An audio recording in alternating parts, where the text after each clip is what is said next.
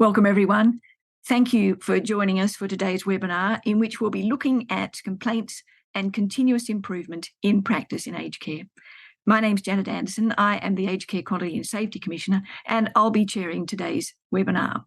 I'd like to start by acknowledging the traditional owners of the land on which we're meeting today, wherever you are in Australia, and paying my respects to elders past and present. And I want to extend that acknowledgement and respect to any Aboriginal and Torres Strait Islander people who are watching today. I want to warmly welcome the people who will be sharing today's webinar with me, my panel members, and thank them also for taking the time to participate in the session. Joining me on the panel are two of my colleagues, Louise Macleod, who is the Complaints Commissioner, and Michelle Bampton, Executive Director of Intake and Complaints Resolution. But we also have two special guests who are also panel members with us today, Craig Year, the Chief Executive Officer of the Older Persons Advocacy Network, and Jacqui Marden, Chief Executive Officer of Queen Victoria Care. Welcome to all of you, and thank you particularly for our guests from the sector. What we're going to cover today is as follows. We're going to put a spotlight on a standard that I'm sure many of you who are providers know well, Quality Standard 6, feedback and complaints. And that will be introduced to us by Louise Macleod, the Complaints Commissioner. And then we're going to take a deep dive into the requirements which are nested within Standard 6 and what they look like in practice for providers. There will be time for questions and answers after we finish the presentations from the panel members. And I encourage you to use the question box, which should be visible on the right-hand side of your screen, to submit your questions, and we'll take as many of them as we can, as I say, when we've finished the panel discussion. We also have a short survey for webinar participants to complete, and we would be very pleased to get your feedback on what you found useful and what you'd like us to do differently, or what new topics you'd like us to cover. And you can find the survey at the button marked Handouts. And you can complete it any time, though I would counsel you to allow some of the webinar to pass before you're giving us feedback. Before I hand over to Louise, I just want to make a few opening remarks about complaints and give you a little bit of background. Now, as providers of aged care, and I think that many of you, if not most of you, are providers who are participating in this webinar, you would definitely be familiar with the quality standards. And as you know, they've been in place since July 2019, and they have a particular focus on consumers, and they reflect the level of care and services that the community and indeed consumers can expect from organisations providing Commonwealth subsidised aged care. Now, they do relate to consumer outcomes, and that focus on outcomes is material for today's topic, which, as I said, is Standard 6, feedback and complaints. And what we're particularly keen in exploring today with you is how a provider and aged care workers can use feedback and complaints to drive a culture of continuous improvement. Now, I know there is always going to be a temptation, because complaints comes with such a negative connotation, to be fearful of the more anxious or even suspicious of complaints, and to conceive them generally in negative terms. But what we're going to learn today through our panel members is quite the contrary, that if there's something wrong or something isn't going to plan or is not finding favour with a consumer, wouldn't you want to know about it in order to address that difficulty? And if you are reaching for continuous improvement, and if you're a provider, of course you are, then don't you want to be assisted in that journey by understanding what better looks like through the eyes of the people who are receiving care? That's exactly what complaints and feedback can give you. Some of you may also be wondering why we're talking about the quality standards, which in a relatively short space of time will be supplanted by the new strengthened quality standards, which are currently in draft form. Well, I can say with some confidence that even though we are getting new standards, they will have very specific provisions in them in relation to management of feedback and complaints, and they will be saying much the same thing, possibly slightly different words, but the expectations they will place on providers and the opportunities they provide to consumers will be no different from the standards which apply now. So we think this is a very timely opportunity to take a brief excursion through this quality standard. So on that note, I will invite Louise Macleod to talk to us a bit about Standard 6 and give us a high-level introduction. Thanks, Louise. Thanks, Janet, and hello, everyone. So as mentioned by Janet, Standard 6 of the Aged Care Quality Standards covers how a provider uses feedback and complaints to drive a culture of continuous improvement. And this standard applies to you whether you're a residential provider or a home care provider. Now, a complaint can be any type of feedback or concern that expresses dissatisfaction about the services or care provided to an older Australian. Standard 6 requires providers to have a system to resolve complaints, and that system must be accessible, it must be confidential, prompt, and fair. The system should also support older Australians to be able to provide feedback and make complaints without fear of repercussions. Now, if we're thinking or focusing on the outcomes, for a consumer or an older Australian, what we're wanting is for them to be able to say that they feel safe and that they feel encouraged and supported to give feedback and make complaints, that they are engaged in the processes to address their feedback or their complaint, and that appropriate action has been taken. And then from the provider perspective, providers should be able to say that their organisation regularly seeks input and feedback from consumers, carers, their families, the workforce and others, and uses that input and feedback to inform their continuous improvements for the individuals who are in their care and for their organisation as a whole. Now, Standard 6 covers the key elements of an effective complaints management system that providers are expected to demonstrate. That it encourages consumers to give positive and negative feedback to their organisation about the care and services they are receiving. That the system responds to feedback and complaints consumers and others make, formally and informally, written or verbally, to their organisation. The system uses open disclosure, which includes open communication and transparent processes, and acknowledges and apologises when things go wrong. And the system helps organisations to keep improving. It informs those improvements to care and services and resolves the issues for consumers and others. Now, in the discussion that we're going to have today, we're going to explore what these requirements look like in practice with some real examples. Our quality assessors check compliance with Standard 6 by assessing providers' performance against each of those elements, and they speak with consumers about their experience.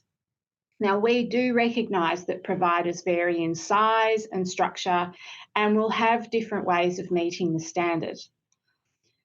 But fundamentally, for each requirement, providers must be able to demonstrate they understand the requirements, they apply the requirements, and it is clear that they do this in the way they provide care and services.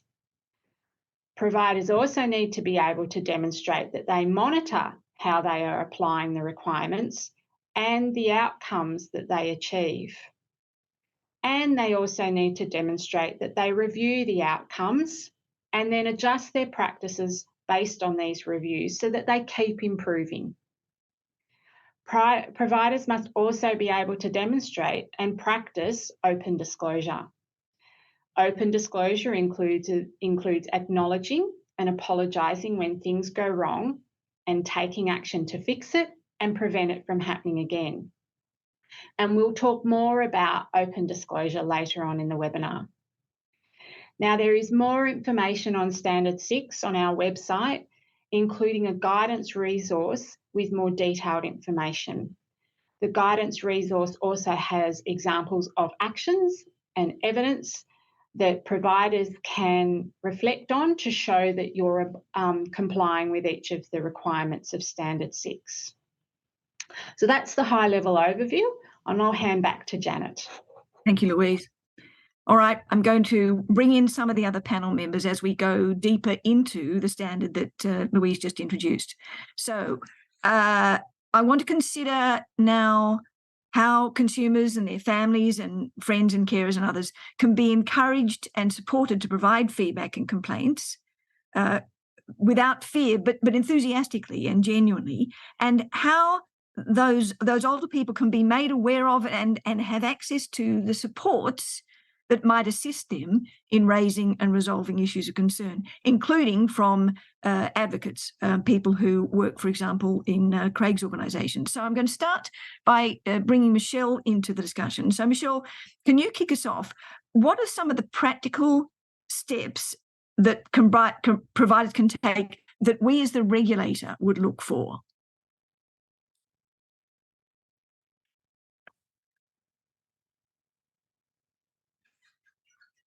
Thanks, Janet. Yes, I'm really happy to kick us off, and hello everyone, and lovely to be with you today. Look, providers really need to make sure that older Australians in their care and their families and carers are informed about that they have a right to complain and how to go about complaining. So providers also need to make sure that their complaints policy is freely available, publicly available, and regularly communicated to older Australians and their families and carers. The kind of practical steps that they can take, both in home care and in residential care, include things like having a dedicated complaints officer or senior officers or senior staff member available to hear complaints. People need to be able to know who to go to. Things like having a good complaints handling policy and strong internal processes that staff and workers are familiar with and they know how to use. And obviously, if they're going to know how to use them, they need training and information about how to use those policies and procedures. The use of posters, pamphlets, information sheets and other materials to encourage complaints with clear contact details and clear information about what you can expect and where you can go to get more information about complaints. And broadly sharing that information in physical environments, if that's appropriate, or by other means, such as websites, social media, mail outs, email communications, or face-to-face when home care providers meet with people in their homes. I think considering the need to translate materials into different languages for both staff and consumers is important, and also raising awareness about interpreting services. Promoting and welcoming advocacy services, and Craig will talk more about this later on, but sharing information about how advocates can help and how you can contact advocates, and welcoming advocates into the care environment. Offering supports to consumers with hearing loss or poor vision or cognitive impairment. These are people who it's often, there are barriers to them being able to raise complaints.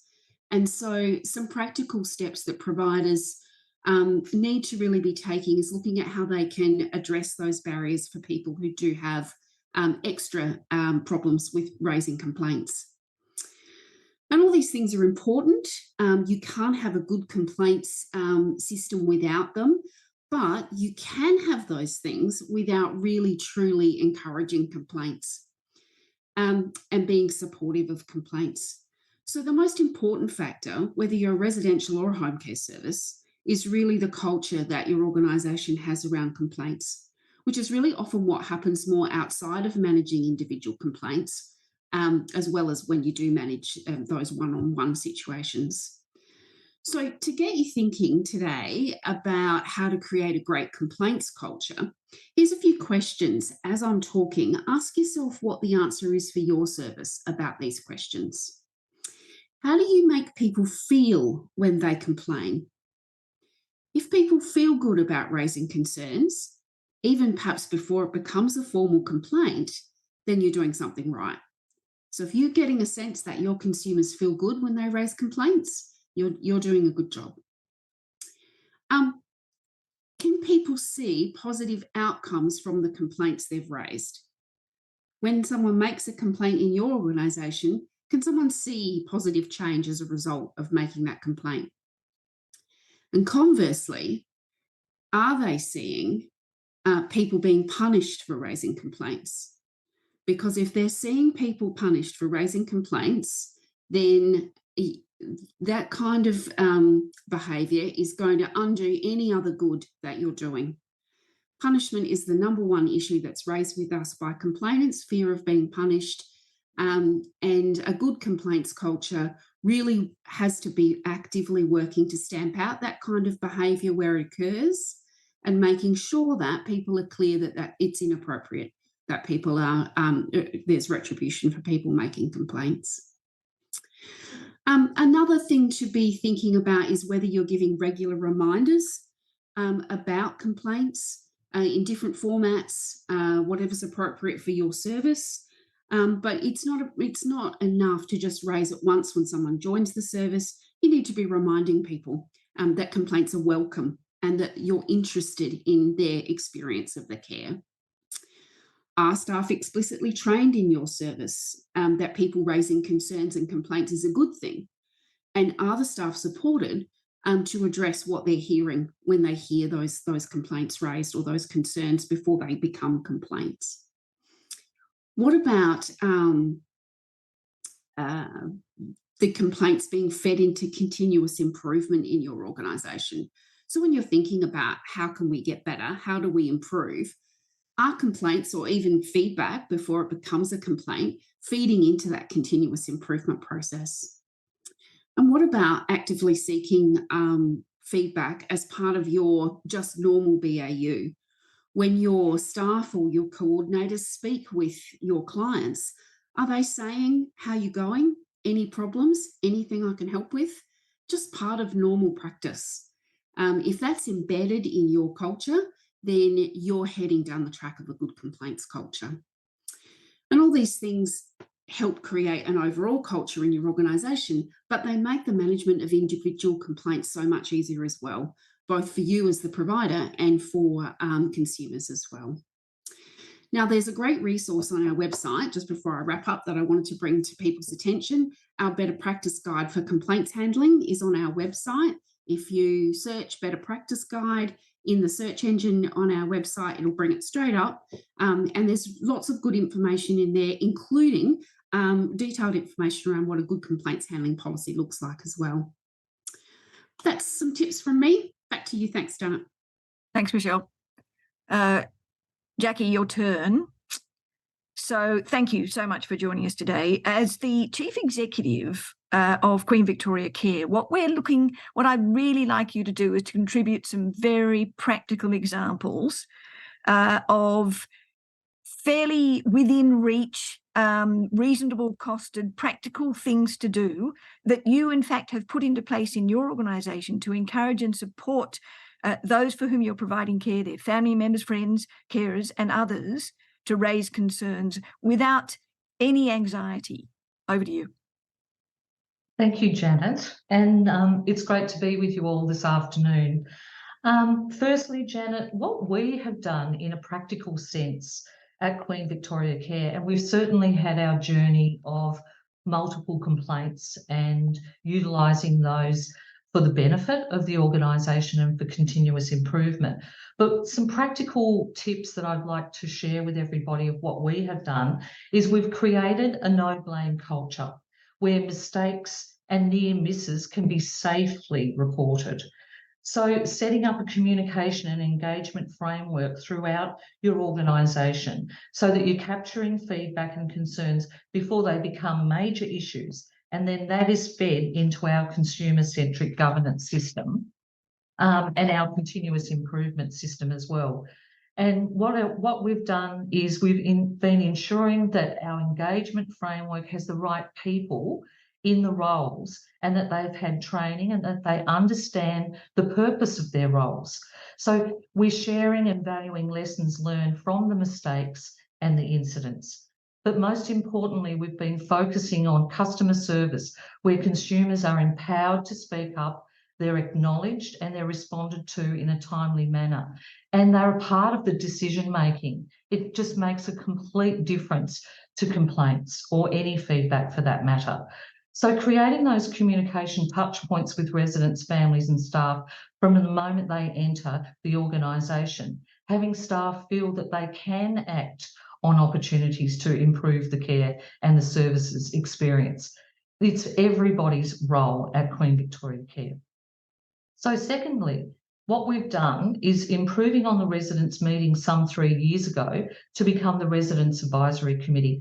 This has become the most powerful voice for all the improvements and transformation of the organisation. It's facilitated by a volunteer who is a retired secretary of the Department of Health, but also is a consumer representative. Her mother actually was cared for here.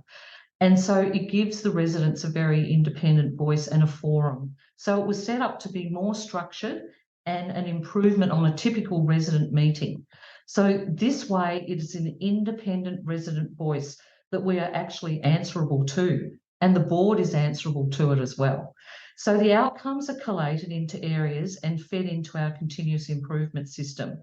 It might be a project or just a quick win. They might want to change something as simple as a meal or have some name tags, but it can become very powerful and large projects as well. And it might be a major issue that we need a group of stakeholders to work on in its entirety.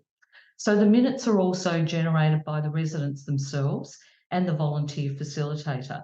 They become actions and improvements. These are shared throughout the organisation's communication and committee structures. So we've set this really big structure through the organisation that's not just about posters and everything. It's about the whole way that we put people first.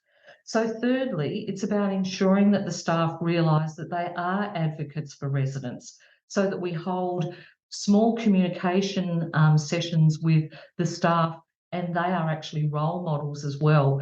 They actually go out and they collect feedback in their areas, and we call them Snapchats. So, and it happens throughout the teams, and we do things like putting relationships and people communicating first, instead of everything through an email or having to fill out like a really big long form. We actually collate this information and provide feedback sessions, and it could be managers and coordinators or even executive managers or myself, and we call it certain things. So this includes managers, coordinators, walking the talk, the focus on mentoring and coaching other staff members as well to be those advocates. What we call rounding or governance on the ground, teaching staff listening skills and choosing the right place to communicate with the right people in the room. We've also hold people and culture staff forums so that there's an alignment with our model of care and the resident feedback framework.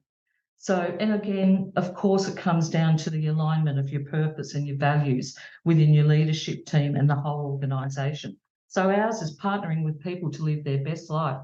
So if we're doing that, then we're listening to them and gaining their feedback. And even when things go really wrong, we are there all the way with those family members, with those residents, to make sure that we're actually involving and they're a part of that decision making. So I suppose what some other practical things we've done is create that transformational leadership program so that we actually change our habits. We actually learn a lot more about ourselves when we become uncomfortable about a complaint, who actually needs to be present as well. So it's been a very transformational thing for us at Queen Victoria Care. It's changed everything from the board and the way that we actually see our residents and have all their complaints. It's turned the whole organisation around to a positive place. It's not always positive, and I've got some other stories to share when we come to open disclosure where things are not so great as well. So that's what we do. Very, very powerful story. Thank you very much. I'm sure there are a lot of people who are very interested in hearing your journey. We've had a question, is the session being recorded? The answer is yes. there will be a recording of this available on our website. So for anyone who's not been able to participate today, they can certainly watch it afterwards. Jacqui, I have a brief follow-up question. You talked about your Residents Advisory Committee in really positive terms, and I'm assuming that for the purposes of the new governance obligations introduced from December this year, that will be your consumer advisory body, effectively? Well, we've gone on from there, Janet. So what we've done is we've improved on that. So we've actually had our Resident Advisory Committee for well over 3 years, and it's just gone from strength to strength. So what we've done now with the new requirements, we've actually set up 2 consumer advisory bodies, one the Consumer Advisory Committee, and we've broadened it. So we've gone out to the community, and it's much broader, and we've got some amazing people on that committee. And we've also had our first session with our board. So it's providing the opportunity now to bring together our consumers and the representatives of the Queen Victoria Care governing body together. So we're now discussing, reviewing and supporting the quality in care and that governance framework for the operations and the strategic direction of the organisation. And that's the key point, because it's a relationship between the governing body and our consumer representatives. So we've got a retired GP, we've got our CWA president who's out running the CWA shop, who's in our local community, but also is a consumer. Her husband has dementia and actually has a home care package. So we've broadened it extremely and taken it out to our community. So, and the same process is being set up for the Quality Care Advisory Body, which relates to reviewing the quality of services and reporting on continuous improvement as well, which is a different committee as well, and we're in the process of that. But it's really helped us because it's allowing us to meet the purpose of partnering with our people to live their best life. It's also helped us by setting our priorities and influencing our agendas now. And it's identifying improvements in care services, things that we didn't even think of. The board members that actually attended this meeting said, this is the best meeting ever. It's changed everything for the board as well. It's given them a greater experience. Instead of everything coming as a report or a survey or minutes, it's actually turned it on its head. So we're now measuring and evaluating our service, and it's a prime role. It's facilitated by making some of the major changes that the organisation has been through to date, such as our model of care and our food and dining experience improvements. It's just incredible what these committees are now doing. It's a completely different organisation because of that. So I just thought I might give a few tips to people though, given that the work that we've undertaken in relation to culture repair and family engagement, we had an overwhelming response to our expression of interest, by which we had clear expectations and a selection criteria to ensure that these committees were set up for success. So we sent out a briefing document. We were outlining the role and the purpose of each Consumer Advisory Committee and the Quality Care Advisory Body. We included terms of reference, our code of conduct, respectful communication, and ensuring that that expression of interest had a criteria so we could be sure that the background and the purpose of being a part of the group was clear and a great process, that they were there to be the residents' voice as well. And we've also included in an induction and an orientation and roles and responsibilities. So this empowered engagement really forms now the central part of our stakeholder involvement. It now includes open dialogue with people or groups who actively engage with Queen Victoria Care and influence our activities now and into the future. Given our board, it's a richer experience and not just something that's an agenda item. So we've even created conversation starters. So the main one I'd like to share with everyone today was, in looking to the future, what considerations should the board discuss within its strategic plan, with a focus on the service's strengths and areas for improvement? What are some ways which Queen Vic Care can be innovative in its approach to consumer engagement? And so I just thought I'd share with everybody the wonderful experience that we've been having by engaging with our consumers. It's changed everything. Oh, wonderful. Thank you, Jacqui. Well done. I hope we have time for some more inspiring commentary from you. But before we get there, Craig, I'm going to bring you into the conversation now. It really is wonderful to have you here as well, representing OPAN. Please tell us a bit about how your organisations and the organisations around the country can help older Australians to raise concerns, and also what simple steps people can take as they go about thinking of the best way of bringing to attention something which is troubling them. Yeah, thanks, Janet, and thanks everyone for being here in this webinar today. Really important topic, and this is really the culture shift and change we're wanting to see sort of coming into a new Aged Care Act. One of the things that our advocates really do is they look at really walking alongside an older person so that they can raise their concerns, ideally for themselves. Older people tell us that they want to take and want to work with the providers. They want a trusting relationship with their aged care provider.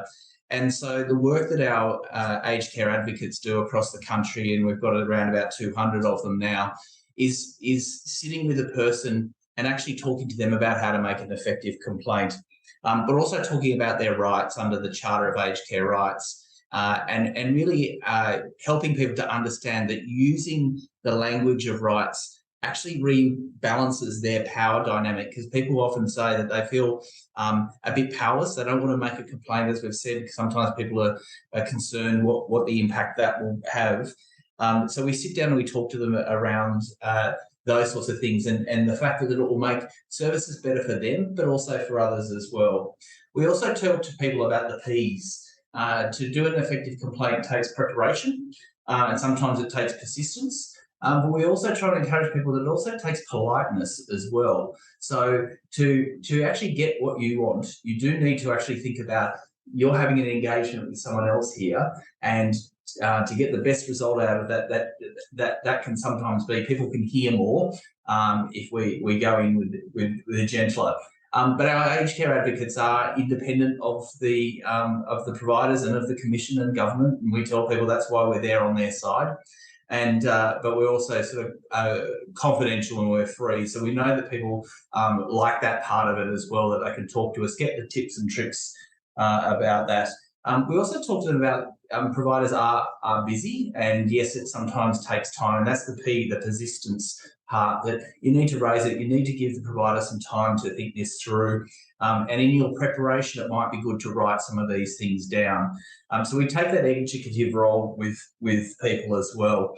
But I'd be keen to turn to, as providers, what you can do to help people to raise effective complaints. And a number of tips I've got probably here. By doing this and bringing our advocates in, you're actually demonstrating that you're complying with requirement 6.3C, which is around providing access to advocates, saying that they're there, available, they're free. Sticking up our 1-800-700-600 number, one of our posters, shows that you're committed, and you're open to that feedback. You're open to giving people the supports that they might need so that they have the confidence to raise that complaint themselves and come and speak to you directly. And we'll often say to people, how do you want this resolved? I just want to prevent it. And we say, well, the best thing to do is to talk to the provider so they can understand what's going on, and they can look at their systems and policies and processes and make sure this doesn't happen again for someone else. And that's the biggest thing people say to us is, I don't want this to happen again. And so this is a really good way to feed into your continuous improvement, that we're open to advocacy. The other thing we can do is provide education both to your staff and to older people who are residents or people receiving as participants in the home care program, and really encourage people to bring our advocates in to help them show that you're open to having the Charter of Aged Care Rights there enacted in practice and really operationalised. And that's what some of that work of bringing our advocates in. If you haven't had an education in the last 6 months, pick up the phone to 1-800-700-600 and we'll come and deliver one for your staff and for your residents. The other thing we want to do is, the best thing we could do is do ourselves out of a job. So having empowered older people who trust you as providers and trust the system, we could all go home tomorrow, I think. The commission would be out of a job as well, because you'd be always meeting the standards and doing great things that we know you want to do for older people. And so partly that's around, we're trying to use our self-advocacy toolkit to give people the tips and tricks that they need there. So one of my encouragements, and I will send it out a link to a really great short video with Gerard Dunlop, one of our aged care advocates, who talks older people through how to make an effective complaint, how to document that complaint. There's a little tip sheet there for people so that they can make their own notes, and that'll mean that they can come to you prepared and they're really clear in what their issues are for them. So sometimes for us, it's working through and understanding and helping someone to get down what their issues are and what outcome they'll be looking for as well. And what Michelle was talking about before, I think really resonated for me as well, is those who are open to this and say, here's a tip sheet for you to get ready, and let's sit down and have a discussion about what some of your issues are and what would be a positive outcome for you as well. So I'll get that out to people after this webinar, but really encourage people to engage with us, engage with our advocates. We are really focused on, like you are, getting the best outcome for older people and their families, and also making sure that engagement during the complaints process or just in providing feedback, people feel confident and safe, and that's a really positive experience for them. Okay, we're getting a lot of questions in, which is just fantastic, and I want to get to them. So I probably will move fairly speedily towards the end of our panel discussion so that I can fire some curly ones at you guys. Michelle, back to you. Jacqui mentioned open disclosure, and it is present in Standard 6. I wonder if you could just sketch out for the people on the webinar the way we at the regulator understand open disclosure and what it means for providers and the way they respond to something when it goes wrong.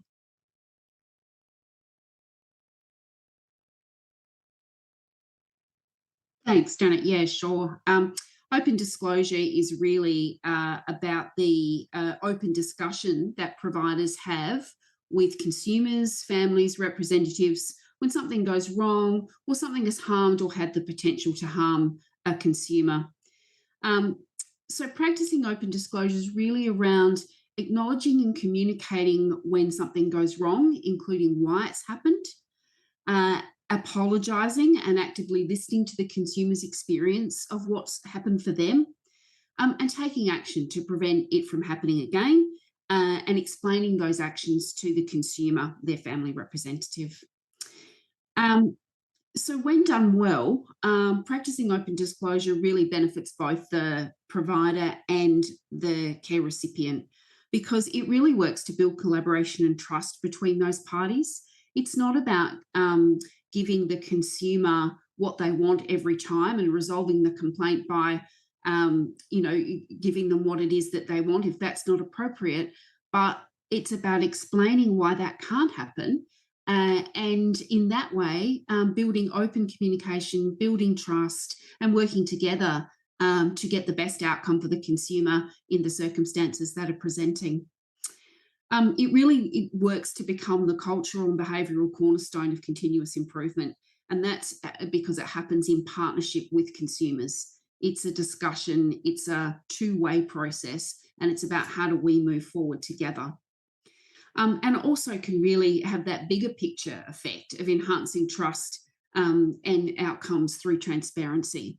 So when you practice open disclosure, your clients understand what's going on in the service, they're feeling a sense of trust and confidence. And I guess we all have an interest in the aged care sector, in building trust and confidence in the sector in general, and open disclosure in those little instances in each service are adding up to building that trust and confidence in aged care more broadly. So that's a bit of a flavour. I'll hand back to you, and obviously you've got plenty of questions there. If we want to delve into that some more, we can. Yeah, no, that's wonderful. I'm going to stay with you and ask you another question, which has come in on the question line. And then I want to ask for Jacqui's response to this question as well. The situation where the older person receiving care has expectations which feel unrealistic to the provider, which just seem to go beyond what is reasonably able to be provided to that individual. And the provider feels very compromised in that circumstance because they know that in the consumer's eyes they're about to underperform. How do we as a regulator understand that? Because at every turn we must be fair as a regulator to all parties. And Jacqui, if you could take that question on board as well and tell me that there must have been circumstances where you've had that experience and the way in which you've managed it. But start with you, Michelle. Yeah, that's a good question, Janet, and one we get asked quite a lot. I want to be really open and be clear with people that we know in the Commission that not all complaints are able to be resolved. There are obviously limits on what providers can do, and some people's complaints can simply be unreasonable. And certainly those complaints can be outside of what we would expect providers to provide, given their responsibilities under the Act and standards. And that's really where we're coming from as a regulator. We're really wanting to understand that providers are meeting their responsibilities under the aged care legislation. So if a complaint is genuinely beyond a provider's scope, then it's appropriate for them to record that as such in their system. We would expect providers to be making sure that they're doing all they can to meet people's needs, but or wishes or interests, whatever it might be, but where it's outside of their scope genuinely, then that's understandable and needs to be explained. And that's really the crux of the matter, I think, for us, is that we would continue to have an expectation that there'd be open discussion around the issue. And going back to what I was saying before about open disclosure, that can be really helpful for both the provider and the complainant. So the fact that the complaint's beyond the scope of the provider to do something about obviously doesn't mean that it's less important to the person. It's still really important to them, and they're wanting to make whatever progress they can on that issue. So we'd be encouraging providers to genuinely meet complainants where they are on that issue, understanding that it's really important to them, and being able to explain to the consumer in a way that's meaningful to them why that need can't be met, why the thing that they're looking for can't be provided. And that's about meeting them where they are. So that's about, they might need it repeated several times, they might need an advocate, they might need it in writing, but it's about being able to explain it in a way that's meaningful to them. Okay. Jacqui, your turn next. And Craig, you may have a few thoughts on this as well from an advocacy perspective. Jacqui, this would not be unfamiliar, to use a double negative, to you as a substantial provider of services. Can you bring some examples to mind, or cite a single example which would illustrate the way in which you would seek to manage this?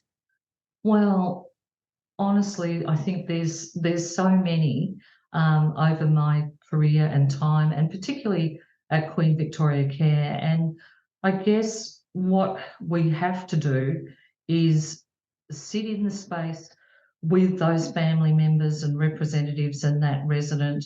And as Michelle was saying, as Craig was saying, we need to all work together to actually, even to find out what it is that they actually do, their expectation, and what they actually want to achieve as well, and get an understanding. And you have to stay in there, and you actually have to make sure you've got all the stakeholders, all the people. You might have to draw on external people like Craig's organisation. There could be case conferences. There may be lawyers involved. It could be around, personal care, or it could be around wound care. It could be around skill and competency with staff. And there's a whole range of things that we could do to resolve things, but sometimes you just can't get to that point. And I think it is about staying in there. And I've had some positive experiences too, with the complaints department, where we've had to work together when things have, and they've taken a long time to resolve. We've had one that has gone on for like 7 months, and it has been a very backwards and forwards situation. and it did not get resolved completely. But what the elements of it, and there were 8 elements, we actually worked through piece by piece. And so often what happens as a provider, you tend to get a little bit fearful, or you may have the wrong people in the room. And that's where someone like myself as the CEO, or making sure that you've actually got the right people working on the complaint and supporting, because it can be very intimidating, it can be very difficult, and even bringing in people like Craig's organisation to advocate. Sometimes you have to separate the issues, and other people have to talk, and then you have to come into a mediation type of situation. But if you can get to the point where you are looking at lessons learned and making an improvement, and I have to again hark back to what Craig was saying about often people do want to see an improvement, or for something not to happen to somebody else again. And I think staying in there and keeping on communicating is the way to go, and using all forms that you can.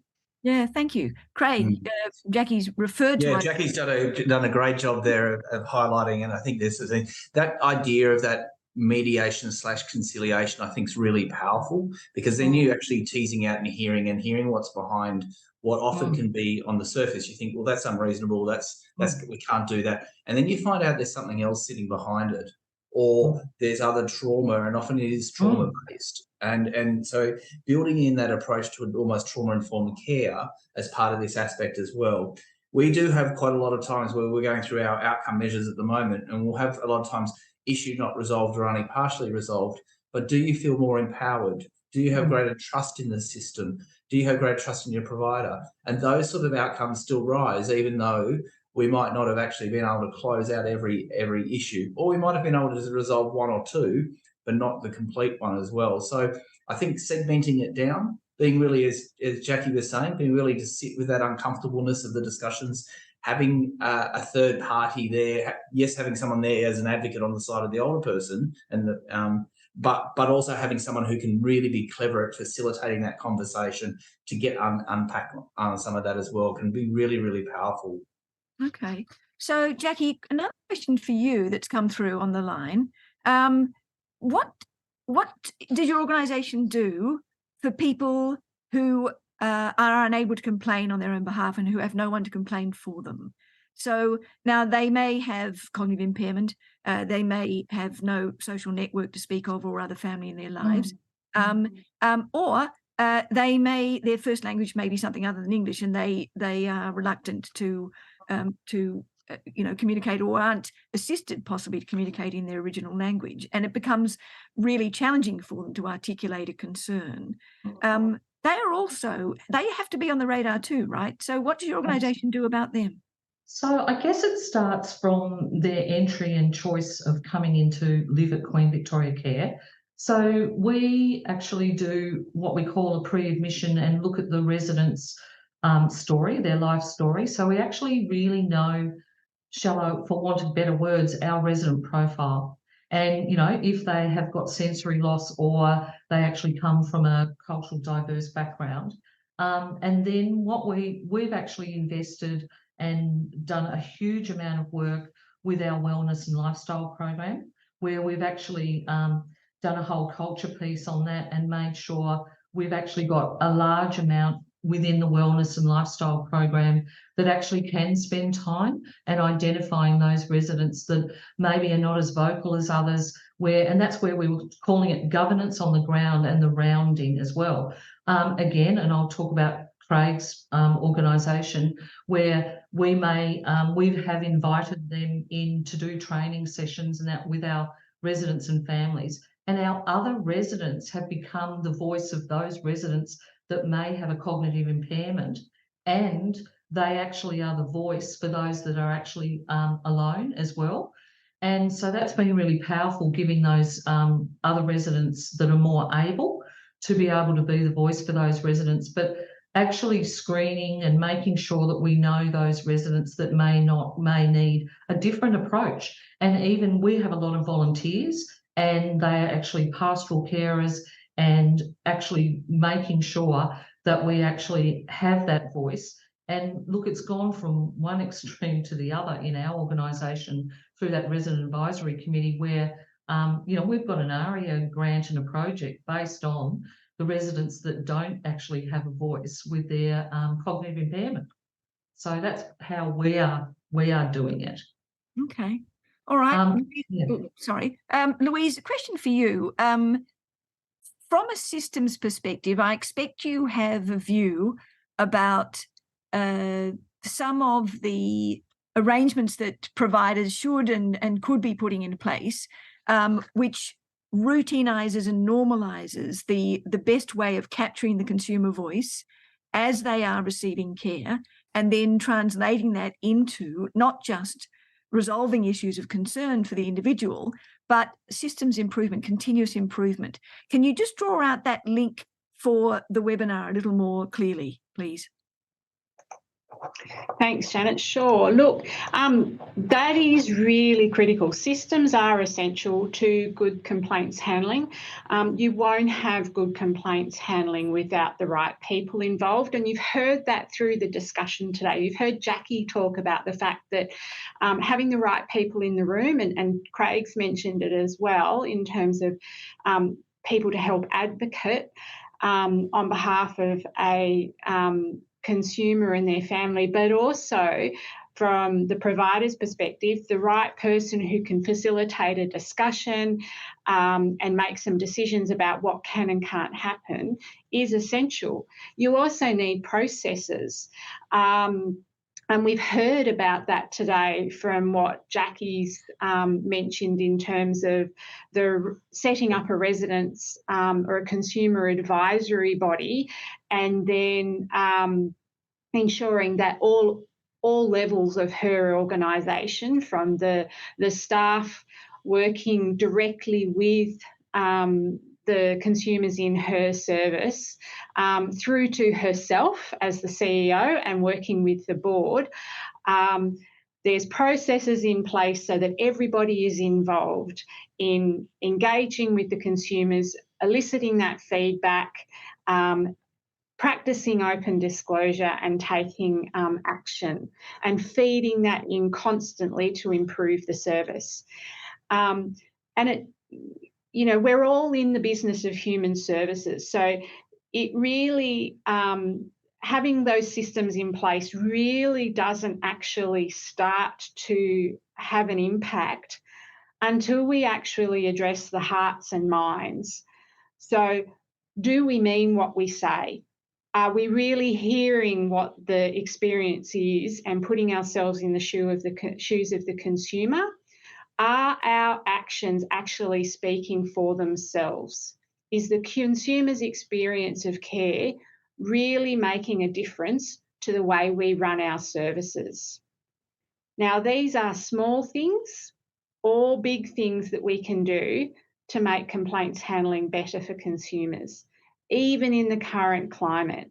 And the better services that older people get to have, the better reputation we all can achieve for our aged care.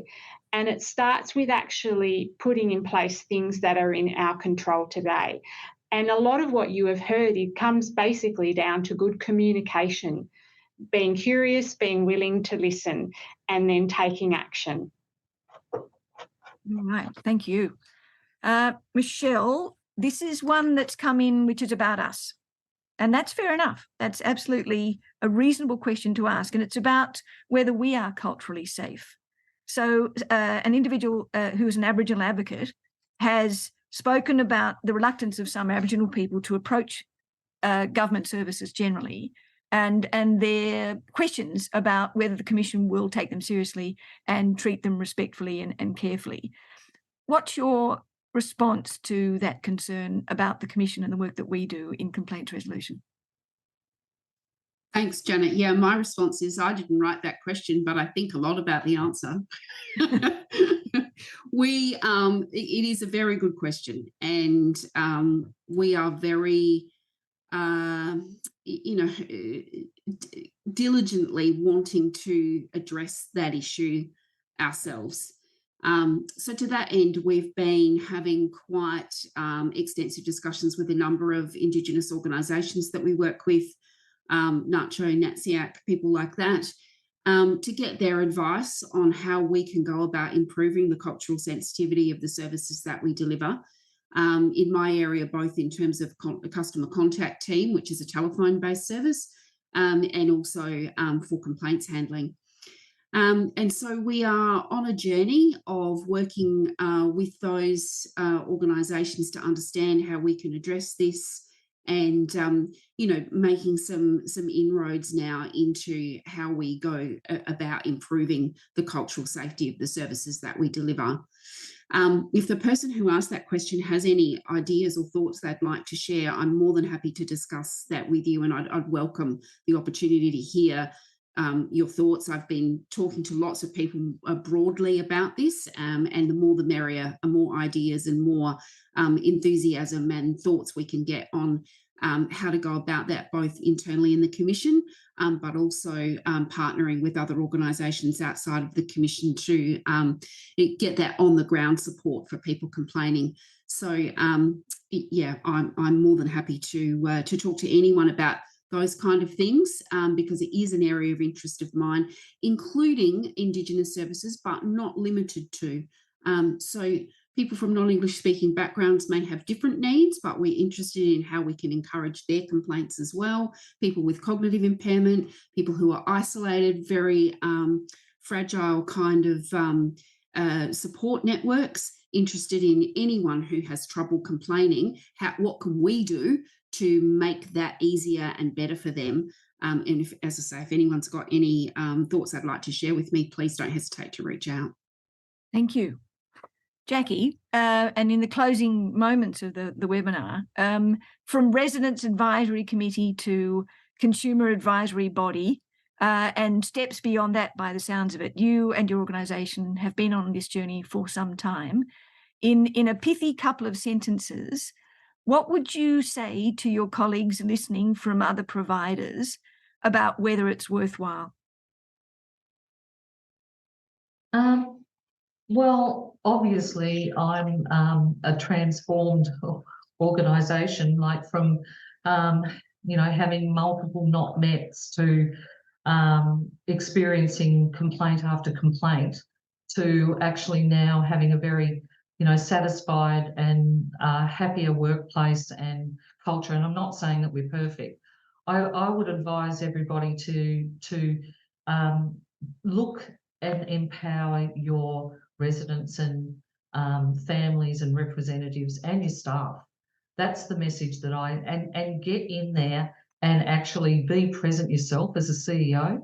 And even our board, I've had an experience recently with our chair of the board actually sit with me during a really critical incident and open disclosure, and there were tears, and she has just having these amazing experiences by participating and being present. So I think it is about listening and give it a go. It just, the consumer governance-led model, it just changes everything.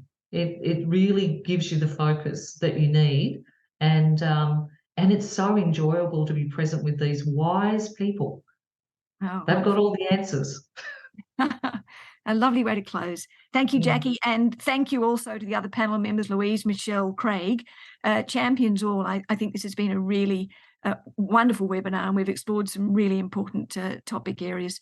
Please remember, there is a short survey. We encourage you to complete it so that we can hear from you and make sure that we're suiting your needs as best possible. I did mention the recording, which will be available on our website, so you can watch it again or recommend it to a friend. Hopefully you've gained a greater understanding of Standard 6, feedback and complaints, and possibly have taken away some good ideas or things to follow up on in your own backyard. Thank you all for watching today, and we look forward to engaging with you further as we continue with our webinar series. Goodbye, everyone.